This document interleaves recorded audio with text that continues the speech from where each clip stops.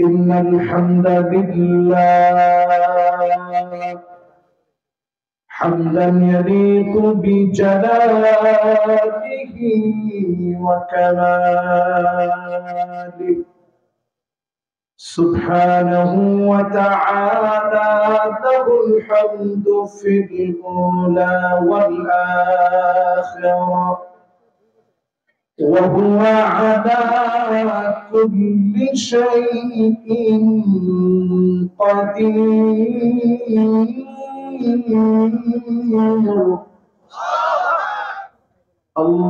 اللهم إنا نشهدك ونشهد ملائكتك وحملة عرشك وجميع خلقك أنك أنت الله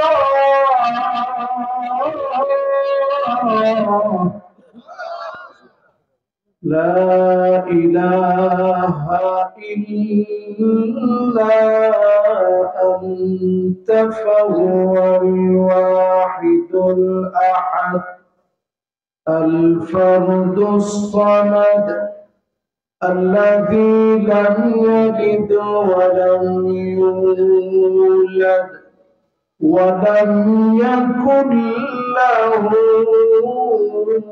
كفوا أحد.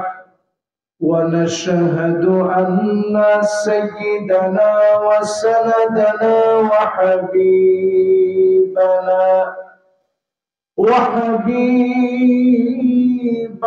ربنا وطبيبنا محمد صلى الله عليه وعلى آله وأصحابه وبارك وسلم الذي أرسله بالحق بشيرا ونذيرا وداعيا إلى الله بإذنه وسراجا منيرا.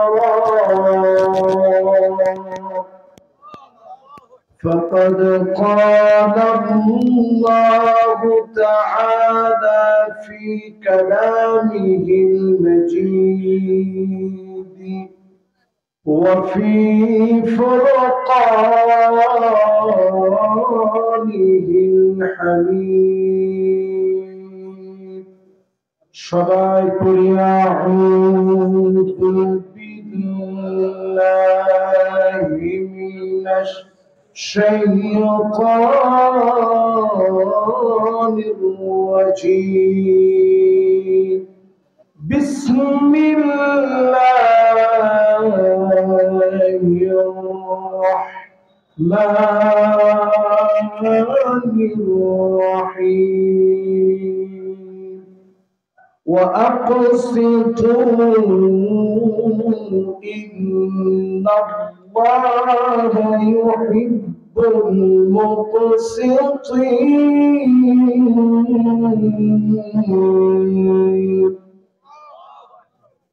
সকলে উচ্চ আওয়াজে একটা বার পড়ি সাদাকাল্লাহুল আযীম। وقال تعالى في شان حبيبه مخبرا وآمرا إن الله وملائكته يصلون على النبي يا أيها الذين آمنوا صلوا عليه وسلموا تسليما. صل على محمد وعلى آل محمد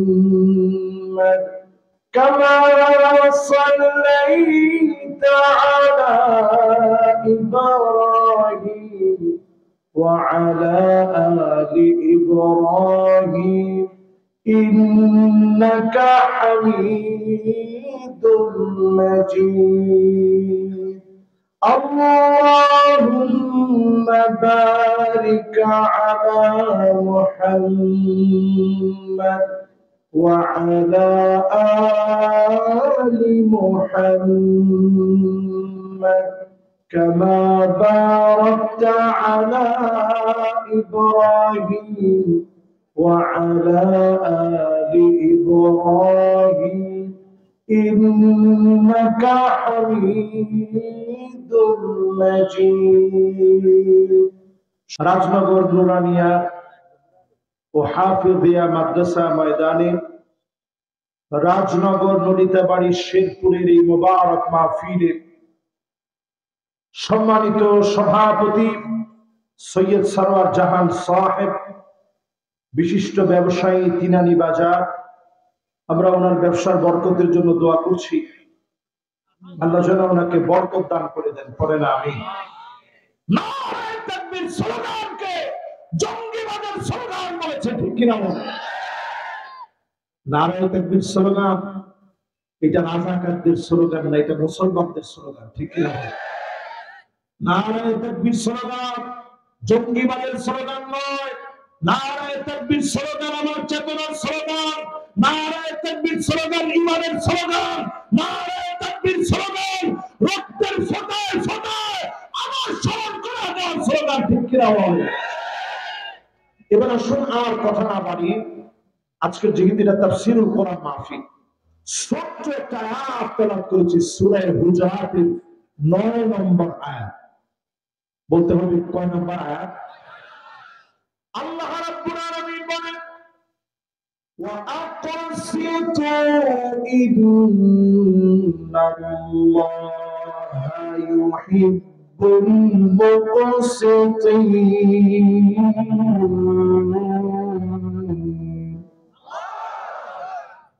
ন্যায় বিচার প্রতিষ্ঠা কর, ন্যায় বিচারককে যিনি ভালোবাসেন, মহব্বত করেন, ভালোবাসা বিছিয়ে দেন, তিনি কে? এই দুই কথার ব্যাখ্যা আজকে শুনে যেতে পারবেন ইনশাআল্লাহ? মনে হয় না। এই এক আয়াতের তাফসীর যদি শুনে যান, খায়রুন লাকা মিন আন তুসাল্লিয়া মিয়াতা রাকাত, 100 রাকাত নামাজ পড়লে যেমন সওয়াব হবে, এর চাইতে বেশি সওয়াব যিনি বান্দার আমলনামায় দিবেন, তিনি কে? কথা না বলে সরাসরি 5টা আলামত আগে হাত দিয়ে ঘুরে ঘুরালেন। ন্যায় বিচারক বুঝবেন কেমনে? 1 নম্বরে হুব্বুন নাস, ন্যায় বিচারকগণকে মানুষ ভালোবাসবে। আর বাংলাদেশে তাকে দেখে 53 বছর চলে গেছে, অনেক শাসক পেয়েছি, মানুষের ভালোবাসা অর্জন করতে ব্যর্থ হয়েছে, ঠিক কিনা বলে? ঠিক তো আসতে গেছে মনে তো গেছে 3 জনে। মানুষের ভালোবাসা কি সাধারণ না অসাধারণ? প্রিয় আল্লাহর জীবনের দিকে তাকায় দেখেন, এত 13টা বছর 6 মাস ধরে অন্ধকার প্রকোষ্ঠে ছিলেন, মানুষের ভালোবাসা কমে নাই। তার মানে বুঝে নেবেন এই ভালোবাসা আরশে আজিম থেকে যিনি দিয়েছেন তিনি কে? এরকম ভালোবাসা যদি নিতে পারেন, ওই শাসককে দিয়ে জমিনে ন্যায় বিচার কায়েম হয়ে যাবে। জোরে করে আল্লাহ। এখন আপনি নিজে একটু চিন্তা করে দেখেন, আমাদের দেশে যারা নেতা আছে, অধিকাংশ নেতার অবস্থা এমন, শুধু অস্ত্রের জোরে মানুষ তারে মহাব্বত করে, দেখলে সালাম দেয়। ঠিক তো কয় না? যাবে না কি ঘোড়ায় আছে আমাদের? আমি কি ঠিক জায়গায় কথাগুলো বলতেছি? একটু আস্তে আস্তে আপনি একটু টুট করে মিলাইয়া দেখেন। যদি ভুল হয় আপনি অসুবিধা না, আমার শুধরাই দিবেন, দাঁড়ায় কেউ বলবেন, কিচ্ছু মনে করবো না। আমি ওই স্টেজের বক্তা, আপনি দাঁড়ায় বলবেন, এক বাক্যে আমি মেনে নিব। কিন্তু আমার জীবন চলে গেল, কোরআন হাদিসের বাহিরে একটা কথা আমি বলবো না, ইনশাআল্লাহ। আল্লাহ পাক যখন কাউকে ভালোবাসেন, ডাক দিয়ে বলেন, ইন্নী উহিব্বু ফুলানান ফাহিব্বুহু, আমার এই গোলামকে আমি ভালোবাসি। ফলে এই ভালোবাসা জিবরিলের হৃদয়ে ঢুকে, ফেরেশতাদের হৃদয়ে ঢুকে, সবাই প্রচার করে। একজন দুজন প্রচার করতে করতে আসমানে প্রচার হয়ে যায়, জমিনের মধ্যে প্রচার হয়ে যায়। একজন একজন করে ভালোবাসে। এই ভালোবাসা যখন আপনি অর্জন করতে পারবেন, মানুষ যখন ভালোবাসবে, পরিষ্কার ভাবে বুঝে নিবেন যিনি ভালোবেসে ফেলেছেন তিনি কে। অনেক বেড়ায় অনুভব আছেন, বই আপনারা ভালোবাসেন, আছেন? আমি খুব বড় নেতা, বুড়ো জিগায়, তুই যে কেমন নেতা এটা আমি জানি। তোর নামাজ নাই, তোর জীবনের চরিত্র নাই, তোর লম্পট।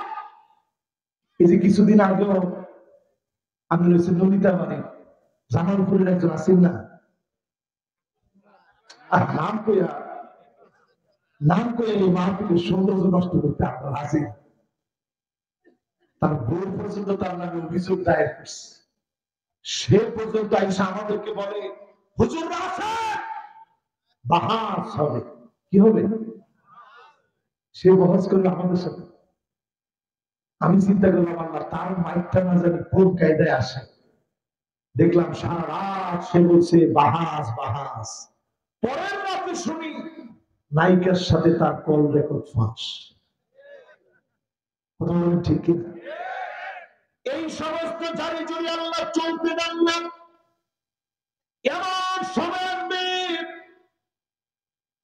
পৃথিবীর ভিতরে এমন সময় চলবে, অধিকাংশ মানুষকে দেখবেন যেই লোকগুলা দুশ্চরিত্র, জাইমুল কওমে আরজালুহু, বড় বড় নেতা হয়ে যাবে, দুশ্চরিত্র লম্পট। এই লম্পট লোকগুলা যখন নেতা হয়ে যাবে, আপনি বুঝে নেবেন ন্যায় বিচার দুশ্চরিত্র লম্পটদেরকে দিয়ে প্রতিষ্ঠিত হবে না। ঠিক কিনা বলে?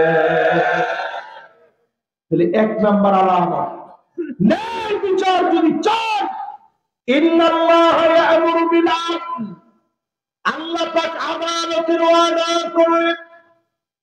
আল্লাহ পাক ন্যায় ইনসাফের বিচারের কথা বললেন। এই বিচার মালিক দিয়েছে যুবকদেরকে দিয়ে, যিনি মুখ দিয়ে বের করে দিয়েছেন তিনি কে? আমরা যে ন্যায় বিচার চাই, এই স্লোগান যুবকদের মুখ দিয়ে স্বয়ং আল্লাহ বের করাই দিয়েছে। জোরে করে আল্লাহ। ন্যায় বিচার কি দুনিয়ার কোন সংবিধান কিতাব দিয়ে চলবে? কোন কিতাব দিয়ে? সবাই কয় না কোন কিতাব? তাহলে এক নাম্বার, যদি ন্যায় বিচার প্রতিষ্ঠা করতে চান, মানুষের ভালোবাসা নিতে হবে। সব দায়িত্বশীলদেরকে বলবো, যে যেমন করেন মানুষের দোয়ারে দোয়া যান, মানুষের নেতা হওয়ার চেষ্টা করেন, ভালোবাসা কুড়িয়ে নিয়ে মানুষের আস্থা অর্জন করেন। গুন্ডামি বদমাশি নিয়ে বাংলাদেশ আগামী দিনে শাসন করা যাবে না। ঠিক কিনা বলেন? একটা কথা শেষ, আপনার নেতা হওয়ার যোগ্যতা যারা আছে তার প্রথম কোয়ালিটি কি? আরে মানুষের ভালোবাসা, এটা সাধারণ জিনিস নাকি? এটা আরশে আজিম থেকে আসে। এই জন্য প্রিয় আল্লাহ আমাকে কত গালিগালাজ করছে, একদিনের জন্য জানেন না তার ভালোবাসা কমাতে পারেনি। ঠিক কিনা? দুই নম্বরে হুব্বু তিলাওয়াতিল কোরআন, ওয়াসিমাইহিম ওয়া তাদাব্বুরিহিম, কোরআন শিখবে, কোরআন শুনবে, কোরআন বুঝবে, কোরআন মহব্বত করবে, এমন শাসকদেরকে দিয়ে যিনি ন্যায় বিচার প্রতিষ্ঠা করায় দিবেন তিনি কি? এবার আমরা নিজে একটু চিন্তা করেন, কোরআন যারা পড়ি না, কোরআনকে যারা সহ্য করতে পারে না, এমন মানুষকে দিয়ে ন্যায় বিচার কোনোদিন আসতে পারে না, ঠিক কিনা? আমাদের দেশে এরকম অলরাউন্ডার দেখছি কিছুদিন আগে, বিসমিল্লাহির রহিম তোমার কোরআন পড়া বলছে, বলছে এরকম কি যেন বলছে, কেনা বলছে এটা কোন দরকার, একজন একজন বুঝছে খারাপ দেয়। এই যে আজকে আপনারা এখানে বসে শুনতেছেন, আমি মুসলমানের সন্তান, আমার মুখ দিয়ে আসে বিসমিল্লাহির রহিম, আর আমি নিজের মনে করি আমি অলরাউন্ডার। আজকের মাহফিল তুমি শিখে না, কোরআন পড়া ছাড়া এই জাতির মুক্তির কোনো উপায় নাই। কোরআন যারা পড়বে, যারা বুঝবে, যারা মানবে, মানার চেষ্টা করবে, এমন মানুষদেরকে দিয়ে যিনি বিজয় দিয়ে দিবেন তিনি কে? তারা সাধারণ নেতা বলে না। আবু বকর রাদিয়াল্লাহু তাআলা আনহু নেতা ছিলেন, হযরত ওমর লুকায় লুকায় দেখে, ওমর রাদিয়াল্লাহু তাআলা আনহু লুকায় লুকায় দেখে হযরত আবু বকর কোথায় যেন হারায় যায়, পিছে লাগছে। আজকে একটু খুঁজে বের করতে হবে কোথায় যায়। পিছনে লাগতে লাগতে খেজুর গাছের পিছনে গিয়ে লুকায় গেছে, দেখে আবু বকর একটা ঘরের ভিতরে ঢুকছে। হযরত ওমর অপেক্ষা করতেছে কখন বের হয়। হযরত আবু বকর বের হয়ে গেলেন। ওমর রাদিয়াল্লাহু তাআলা নিজেকে লুকিয়ে ওই জায়গা থেকে বের করে দরজার সামনে গিয়ে নক করলেন। দরজা খুলে গেছে। একজন বৃদ্ধা অন্ধ মহিলা দরজা খুলল। হযরত ওমর বললেন, ও বৃদ্ধা নারী, একটু আগে যিনি আসছিল তুমি কি তাকে চেনো? হযরত ওমরের প্রশ্নে বৃদ্ধা নারী বলল, না ওই মহিলাকে, না ওই পুরুষকে আমি চিনি না, তবে তিনি এত ভালো মানুষ, আমার জন্য ঘরের মধ্যে নিজে খাবার নিয়ে আসে, কাঁধের মধ্যে বহন করে খাবার আনে, আমার জন্য খাবার আনে, ঘর পরিষ্কার করে দিয়ে যায়। হযরতে ওমর আকাশের দিকে তাকান, চোখের পানি ছেড়ে দিলে আল্লাহকে ডাক মেরে বললেন, আল্লাহ, আবু বকর আমাদের জন্য বড় কঠিন বানায় দিয়ে গেছে। জোরে কর আল্লাহু আকবার। এই ছিল আমাদের নেতা। হযরত ওমর যখন নিজে খলিফা, চিঠি লিখলেন রাষ্ট্রীয় কোষাগার থেকে, অগ্রিম একটা মাসের বেতন নিবেন। চিঠি লিখেছেন বেতন নেওয়ার জন্য। চিঠিটা গেছে আবু উবাইদা ইবনুল জাররাহের কাছে। সবাই বলেন কার কাছে?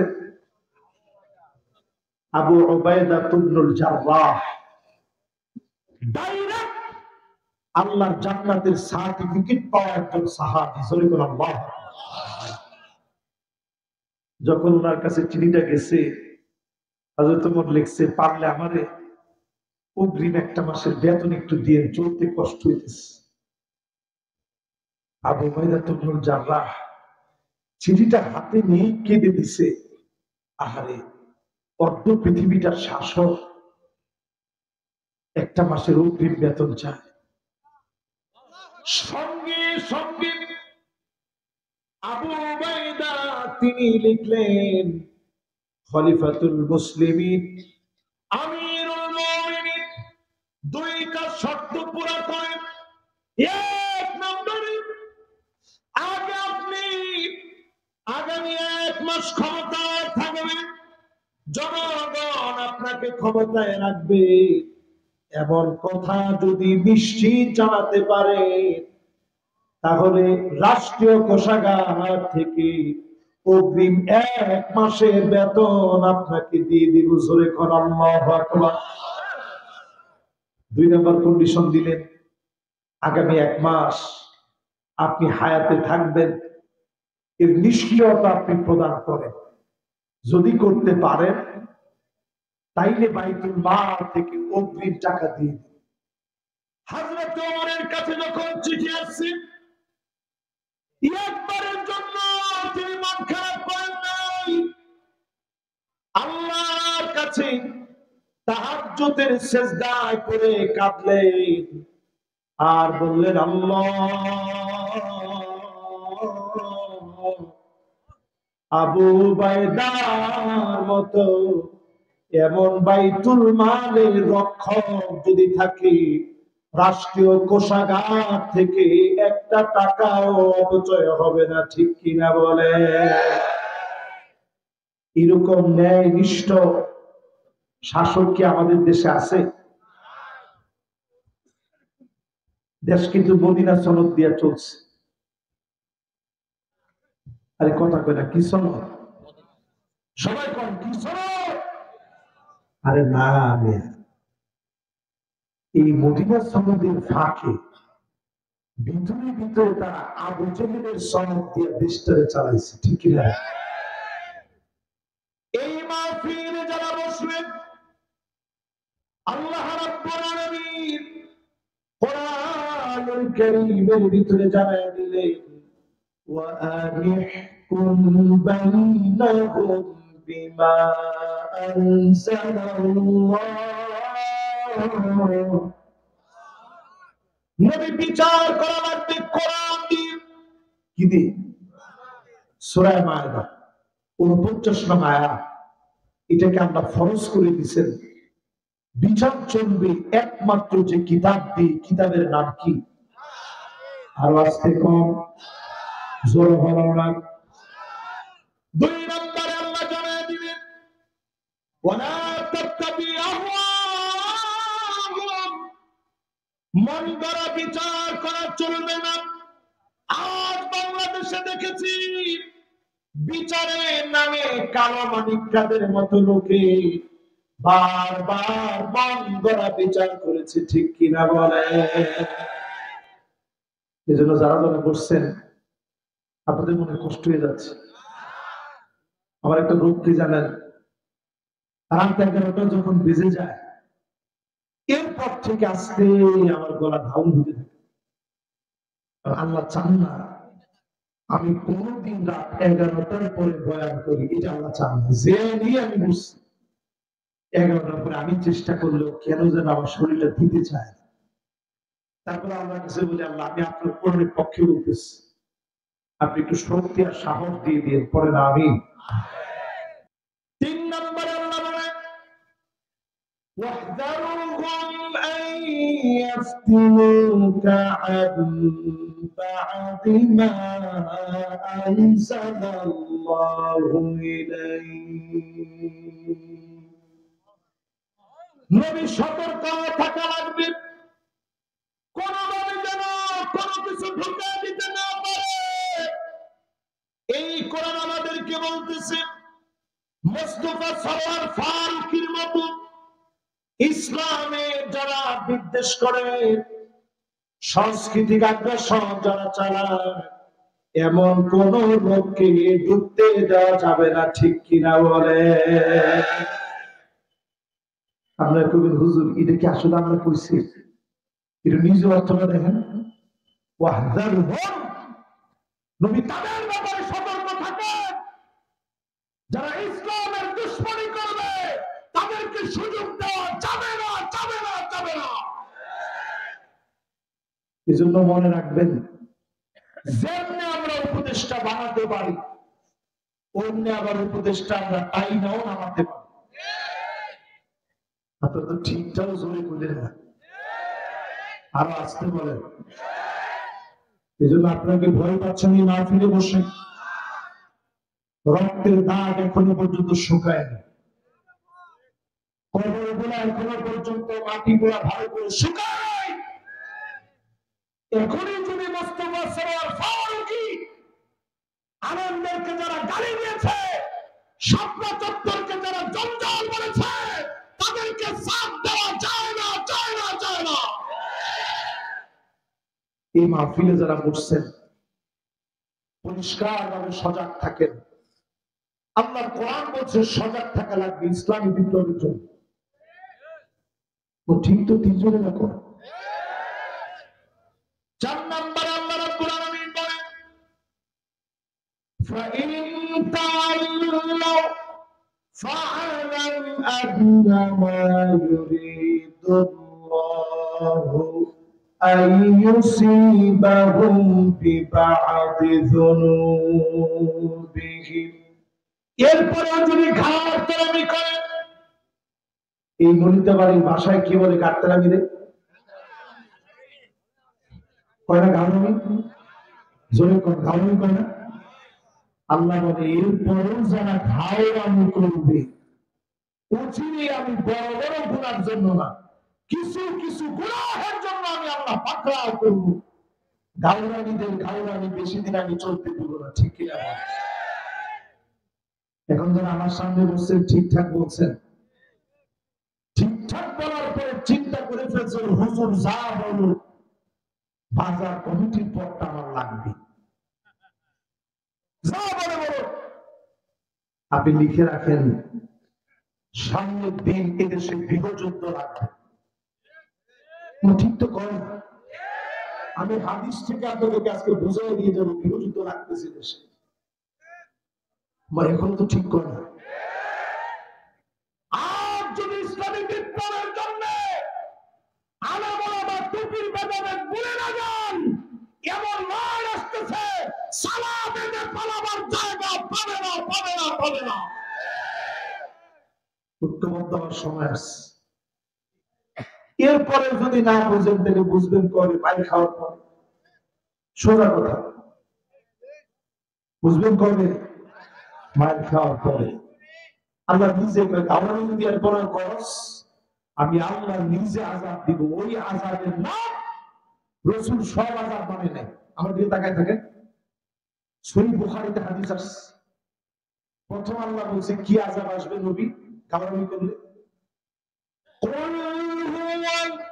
قادر على أن يبعث عليكم عذابا من فوقكم। নবী আযাব আসবে উপর দিক থেকে, খাবার পড়বে, পাথর বের থেকে বিচ্ছুরিত হয়ে পড়বে, জমিন তুলা তুলা হয়ে যাবে, এই উম্মত শেষ হয়ে যাবে, নতুন জাতি আল্লাহ পাঠাবেন। নবী এটা মানে নাই। নবী কইতেছে আল্লাহ আপনার কাছে মাফ চাই, আমার উম্মতটিরে দেখি নাই, এরকম আযাব দিয়ে আল্লাহ আপনি শেষ করে দিয়ে না। জোরে করে আল্লাহ। এরপরে আল্লাহ সন্দিনা মুমিন তাহতি আরজুলিকুম, আযাব আসবে পায়ের নিচ থেকে, সিডর আসবে, আমপান আসবে, নারকিস আসবে, সাইক্লোন আসবে, ঘূর্ণিঝড় আসবে, টর্নেডো আসবে, ভূমিধস ভূমিকম্প আসবে, অনেক বড় বড় বিপর্যয় হবে। সঙ্গে সঙ্গে নবীজি বললেন আউযু বিওয়াজহি, আল্লাহ আপনার কাছে পানাহ চাই, এত বড় আযাব দিয়ে আল্লাহ আপনি শেষ করে দিন। নবীজির মায়ের কি আমাদের জন্য কম না বেশি? আল্লাহ আর উম্মতকে দেখি নাই, এই উম্মতটিরে এত বড় আযাব দিয়ে না। বলছিলাম প্রিয় ভাইরা আমার, যতজন আজকের মাহফিলে বসলেন, নবীজি 3 নম্বরে আল্লাহ পাক নবীজিকে জানায় দিলেন আউ ইয়ালবিসাকুম শিয়া। নবী আপনার উম্মত দলে দলে বিভক্ত হবে, এটা কোরআনের আয়াত দিয়ে আমি বুঝাইতেছি। ওয়ায়ুযীক বা'দুকুম বা'সা বা'দ, একজন আরেকজনকে মেরে মজা দিবে, স্বাদ দিবে। তারা মারার মতো মেরেছে, শাপলা চত্বরে আমার মুসলমানদেরকে মারা হয়েছে। পরের দিন দাঁত কেলায়া বলেছে, হুজুররা অভিনয় করেছে, রক্ত মেখে শুয়ে আছে। ঠিকও তো কয় না। এই যে আলামত আপনি দেখতেছেন, এটা কি বলতে পারবেন যে হিন্দু খ্রিস্টান বৌদ্ধ হতে পারছে? তারা পারছে? রোগী বৈঠা নিয়ে 28 অক্টোবরে মানুষের উপরে যারা নৃত্য করতে পারে, মুসলমান পরিচয় দিল, এরা পাক্কা মুনাফিক, ঠিক কিনা বলে? এই সব মানুষ আমাদের কাছে পরিচিত হয়ে গেছে। এই পরিচিত মানুষগুলোর চরিত্র একটু মিলাই দেখেন। এরা যখন মারামারি কাটাকাটি করতেছে, নবীজি বলতেছে আমার কাছে, আল্লাহ ভাইয়ে ভাইয়ে আর কতক্ষণ মারামারি করবে? একটা পর্যন্ত ঠিক হয়ে যাবে। আসমান থেকে আযাব দিন না, জমিন থেকেও দিন, এরা মারামারি করলে ঠিক হয়ে যাবে। ঠিক হওয়ার জন্য এই মুখ্যম সময় আল্লাহ দিয়েছে 5 আগস্টের পরে। যদি এবারও ঠিক না হয়, আগামীতে রক্ত টাকটু পর্যন্ত পৌঁছে যাবে, ফিরে দেখার সময় পাবেন না, ঠিক না? কদ্দুর বুঝছেন? আল্লাহ জানে। বুঝছেন? 50 বছরেও এরা দেখা দিতে পারবে না। ঠিক আর একটু আসতে পারবে না। এরপরে আসেন, আমি শুনাইলাম রাসূলের হাদিস সহ কোরআনের আয়াত দিয়ে শুনাইলাম। সামনে যে রক্তপাত আসতেছে, যদি আপনি কাজ না করেন। 5 নম্বরে আল্লাহ পাক নিজে ফতোয়া দিলেন। বাবারে ফোন টোন ধরেন না, ফোন টোন থামান না। ফোন দিয়ে কি করবে? وَإِنَّ كَثِيرًا مِنَ النَّاسِ لَفَاسِقُونَ।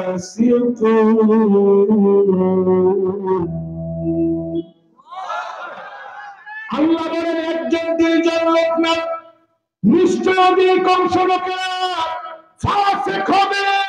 যারা কোরআনের বিরোধিতা করতেছে সবগুলো হলো ফাসিক, ঠিক কিনা বলেন? আরো যারা বলেন ঠিক কিনা? কোরআনের বিরোধিতা যারা করবে তারা কি? জোরে কম কি? ফতোয়াটা আমি হুজুরের? কার? সূরা মায়দা 49 নং আয়াত খুলে দেখেন, আল্লাহ নিজে ফতোয়া দেন, যারা ফাসিক তারাই কোরআনের বিরোধিতা করবে, ঠিক কিনা বলেন? এবার আপনি নিজে করুন, আপনি কি মুমিন না ফাসিক? নিজে কোরআনের বিরোধিতা কি ঠিক? দুজনে মুমিন, সাইজনে মুমিন যেমন কইছে বড় ওয়াজ বেলা করতেছে, সবাই মিলে কর, আমরা কি? আর যারা বলেন মুমিন যদি হন, মুমিনের মতো মুমিন হওয়া না, ঠিক নেই? আহারে, আজকে এই শরীরটা কত মানুষ দেখে যেতে পারে? যদি আর কয়টা দিন বাঁচত, একটা বছরই তো, আমাদের প্রিয় আল্লাহ এই শরীরটা দেখে যেতে পারে। কিন্তু আসলে আল্লাহ তারা যেভাবে চাইছেন, আমরা যেভাবে চাই, সত্য ওইভাবে অনেক সময় হয় না। আল্লাহ বুঝিয়ে দিছে, এখন তোদের সময়, এই সময় যদি কাজে না লাগা, এর চাইতে বড় আমাবস্যার গাঢ় কালো অন্ধকার নামবে, গড়ে গড়ে রক্তের বন্যা বয়ে যাবে, রক্তের স্রোত প্রবাহিত